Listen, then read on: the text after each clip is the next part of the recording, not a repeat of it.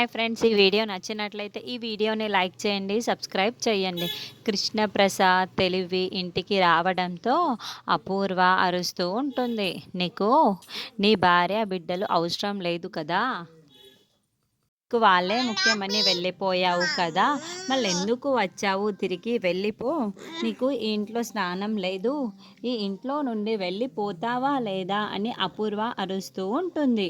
అప్పుడు మీరా ఏడుస్తూ, అయ్యో వదినా, అలా మాట్లాడకండి, ఆయనకి ఇంట్లోకి రానివ్వండి వదిన. అన్నయ్య, వదినకి మీరైనా చెప్పండి అన్నయ్య, ఆయన ఎక్కడికనే వెళ్తాడు, ఎక్కడికి వెళ్ళరు కదా, ఇక్కడనే ఏడుస్తూ మీరా వేడుకుంటూ ఉంటుంది.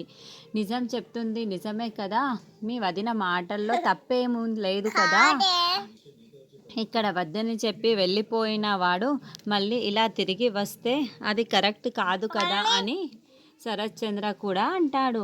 అయ్యో, మళ్ళీ ఆ ఇంటి వైపుకు వెళ్ళకుండా నేను చూసుకుంటాను అని చెప్పడంతో, వదిన ఇతన్ని ఇంటికి రానివ్వు వదిన అని మీరా చెబుతూ ఉంటే, అవును, నువ్వు వెళ్ళకుండా చూసుకున్నా కూడా ఈయన నీ మాట వింటే కదా, అయితే ఒక పని చేస్తాను అని వెంటనే హారతి ప్లేటు తీసుకొని వచ్చి, ఇదిగో, ఇక మీదట ఆ ఇంటి వైపు వెళ్ళనని, ఆ ఇంట్లో మనుషుల గురించి ఆలోచించనని ఈ హారతి ఆర్పి ప్రమాణం చేసి చెప్పమని చెప్తూ ఉంటారు.